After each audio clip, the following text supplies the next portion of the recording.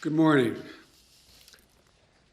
It will come as no surprise that I'd like to talk about what we need today to raise the debt limit and why the Republicans in Congress, what they're doing today is so reckless and dangerous in my view. Raising the debt limit comes down to paying what we already owe, what has already been acquired, not anything new. It starts with a simple truth. The United States is a nation that pays its bills and always has. From its inception, we have never defaulted. What we pay for is what keeps us a great nation. Social Security benefits for seniors, salaries for brave service members, and benefits for veterans, and other financial obligations for our people and for our nation. We're able to meet these obligations based on the revenue we receive from taxes and based on our ability to borrow when needed. And in that case, we're able to borrow because we always pay our debt. We always paid what we owe. We've never failed. That's America. That's who we are. That's what's called for. It's called full faith and credit of the United States. It's rock solid. It's the best in the world. But here's the deal. There's a cap on what we can borrow called the debt limit. And only Congress can raise or lower that debt limit. So let me be really clear. This is really important to know. Raising the debt limit is about paying off our old debts. It has nothing to do with any new spending being considered. It has nothing to do with my plan for infrastructure or building back better. Zero. Both of which I might add are paid for.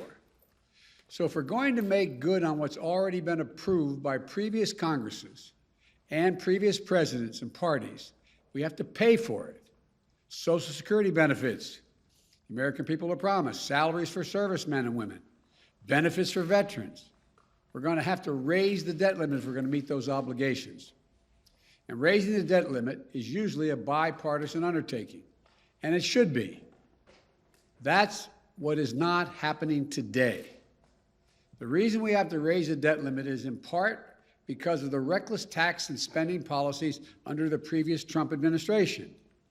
In 4 years, they incurred nearly $8 trillion. In 4 years, $8 trillion in additional debt, in bills we have to now pay off. That's more than a quarter of the entire debt incurred now outstanding after more than 200 years. And Republicans in Congress raised the debt 3 times when Donald Trump was president, and each time with Democrat support. But now they won't raise it, even though they're responsible for more than $8 trillion in bills incurred in 4 years under the previous administration. That's what we'd be paying off. They won't raise it even though defaulting on the debt would lead to a self-inflicted wound that takes our economy over a cliff and risks jobs and retirement savings, Social Security benefits, salaries for service members, benefits for veterans, and so much more. A failure to raise the debt limit will call into question Congress's willingness to meet our obligations that we've already incurred, not new ones, we've already incurred. This is going to undermine the safety of U.S. Treasury securities, and it will threaten the reserve status of the dollar as the world's currency that the world relies on. American credit rating will be downgraded. Interest rates will rise for mortgages, auto loans, credit cards, borrowing. Folks, watching at home, you should know this is the Republican position. Here's it is. They won't vote to raise the debt limit to cover their own spending. Democrats voted with them to cover that spending last 4 years, the previous 4 years. They say Democrats should do it alone. But then they're threatening to use a procedural power called the filibuster, meaning that we'd have to get 60 votes, not 50 votes, to increase the debt limit. This would block the Democrats from meeting our obligations and responsibilities to prevent Congress from raising the debt limit. So let's be clear. Not only are Republicans refusing to do their job, they're threatening to use the power their power to prevent us from doing our job, saving the economy from a catastrophic event. I think, quite frankly, it's hypocritical, dangerous, and disgraceful. Their obstruction and irresponsibility knows absolutely no bounds, excuse me, especially as we're clawing our way out of this pandemic. Democrats will meet our responsibility and obligation to this country. We're not expecting Republicans to do their part. They made it clear from the beginning. We tried asking to no avail. We're just asking them not to use procedural tricks to block us from doing the job that they won't do. Meteor is headed to crash into our economy. Democrats are willing to do all the work stopping it. Republicans just have to let us do our job. Just get out of the way. If you don't want to help save the country, get out of the way so you don't destroy it. We don't have time to delay with elaborate procedural schemes, which Republicans' proposals require. Scores of votes without any certainty at all, many of which have nothing to do with the debt limit at all. And that's when accidents happen. In the days ahead, even before the default date, people may see the value of their retirement accounts shrink. They may see interest rates go up, which will ultimately raise their mortgage payments and car payments. And the American people, look, I just say it this way. As soon as this week, your savings and your pocketbook could be directly impacted by this Republican stunt. It's as simple as that. Republicans say they will not do their part to avoid this needless calamity. So be it. But they need to stop playing Russian roulette with the U.S. economy. It's one thing to pay our debts already acquired. It's another to require a supermajority to pay the debts already acquired. It's not right.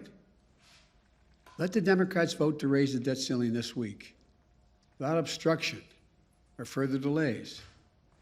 Democrats in the House have already passed a bill that would do that. It's sitting in the United States Senate where Democrats have the votes ready to pass it.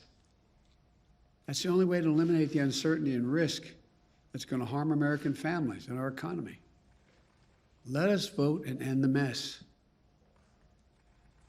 You know, we've got to get this done. We must get this done. It is, like, as I said, playing Russian roulette to play these games. We can do it this week. Just get out of the way and let us pass it. Thank you. Mr. President, Senator Mitch McConnell says he has sent a letter to you explaining his view. Have you seen that letter? Have you communicated with him? And how dire do you believe this is if action doesn't take place in the next few days? First of all, I did get a letter. I got it 10 minutes before I walked in here. I've read it. I plan on talking to Mitch about it. He and I have been down this road once before, back when I was vice president, and I hope we can have some intelligent and honest conversation about what he's proposing. And I think the easiest way to do this, and if the Republicans would not use the filibuster, would be to let us vote on what is already in the Senate right now, passed by the House, to raise the debt limit. And we could do that in the next several days. Mr. President. Thank you, Mr. President. You've often touted your experience in the Senate, your 36 years in the Senate. Your aides have talked about your abilities to be a closer on deals involving legislation. Why were you unable, Mr. President, to close the deal with members of your own party on key parts of your legislative agenda last week? Thank you. I've been able to close a deal on 99% of my party. Two people. That's still underway. I don't think there's been a president who's been able to close deals that's been in a position where he has only 50 votes in the Senate and a bare majority in the House. This is a process. This is a process. We'll get it done. It sounds like you're putting the blame squarely on two U.S. senators for your inability to close that deal, Senator Sinema and Senator Manchin. Am I incorrect? Is that who the blame lies with? Look, I need 50 votes in the Senate. I have 48. Leader Schumer has vowed not to raise the debt ceiling through the reconciliation process. So ultimately, if push Say comes that to again, I'm sorry. Leader Schumer has said he won't raise the debt ceiling through the reconciliation process. So ultimately, if push comes to shove and Senator McConnell does not change his position, what is more important, that position that Senator Schumer has or raising the debt ceiling? And then I also have a question for you on Ethiopia. If you will. No, I'm going to answer one. I'm not going to answer Ethiopia. Let's stick on the debt so we don't confuse the American people. Number one, the issue of reconciliation, which is like code to the American people. What's reconciliation? There is a process that I understand the Republican leader is willing to initiate, go through, that would require literally up to hundreds of votes. It's unlimited number of votes having nothing directly to do with the debt limit. Could be for everything from Ethiopia to anything else that has nothing to do with the debt limit. And it's fraught with all kinds of potential danger for miscalculation. And it would have to happen twice. So you could literally have several hundred votes over the next number of days.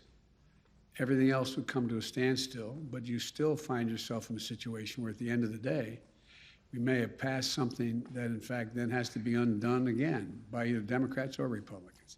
It's an incredibly complicated, cumbersome process when there's a very simple process sitting out there. Sitting at the desk in the United States Senate is a bill passed by the House saying, we Democrats will raise the debt limit, take responsibility for raising, even though we didn't, some voted to acquire the debt as well. We will go ahead and do that. That's the way to proceed. But if it comes down to reconciliation or raising the debt ceiling, which position will you take? I'm not going to cross that bridge till we have to get there.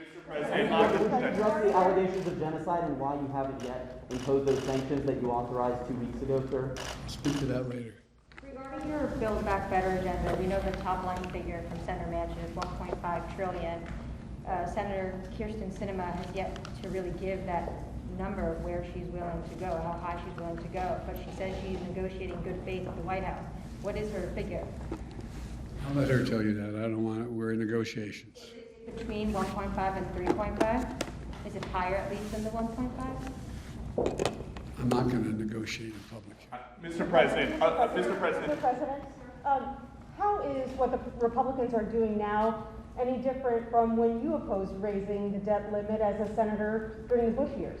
Because we weren't calling for filibuster. We did not requiring 60 votes, and it was a straight up and down vote. Mr. President, Mr. President, you're talking about how you have 48 Democratic votes right now. The other two have been pressured over the weekend by activists. Joe Manchin had people on kayaks show up to his boat to yell at him. Senator Sinema last night was chased into a restroom. Do you think that those tactics are crossing a line?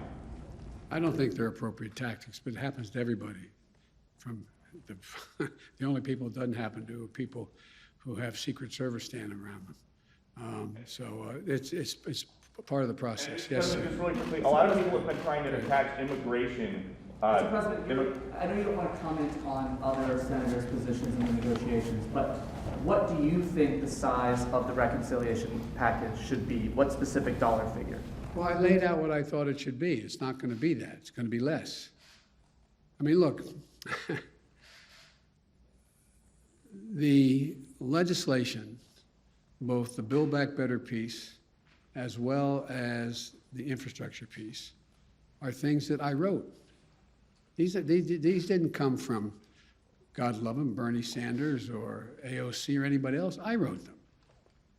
I disagreed with Medicare for All, for example. I disagreed, but I laid out what I thought would be important. For example, I think in the Build Back Better program, it's required that we, in fact, have the best education available to us. And I'll be speaking to this in detail tomorrow. But look, here's the situation. How can we, in an ever-competitive world, increasingly competitive world, how can we not meet the educational standards at least other countries are working toward? Nobody is reducing the number of years they want their children to go to school or people to go to school. You've heard me say it before, as my wife says. If any country out-educates us, they're going to out-compete us. Look what China's doing. Look what the rest of the world is doing. They're investing. They're also investing in things that relate to ability for people to go to work and stay at work.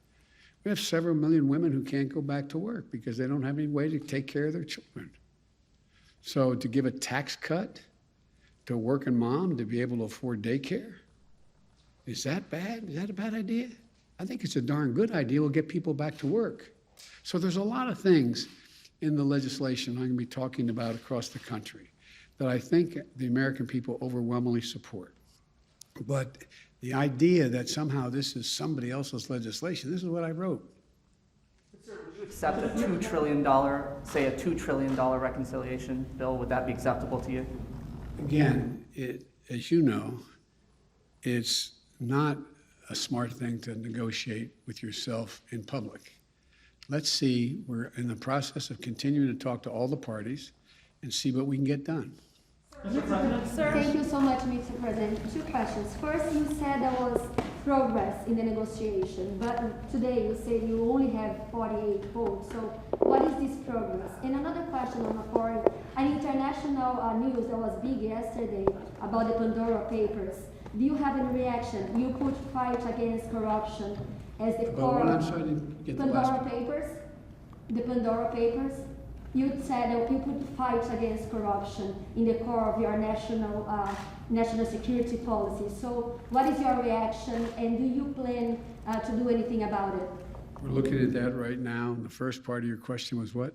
Was about progress. What does progress look like for you in the negotiations? Winning. That's the progress. The last question. I just want to be very clear. Can you guarantee that the U.S. will not breach the debt ceiling, that will not happen? No, I can't.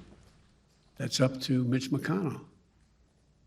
So it is possible that the U.S. will not pay its debts. That is possible. I can't believe that will be the end result because the consequence is so dire. I don't believe that. But can I guarantee it? If I could, I would, but I can't. Thank you all very much. Appreciate it. Senator Manchin says the deal is off if the Hyde Amendment is not included. Do you support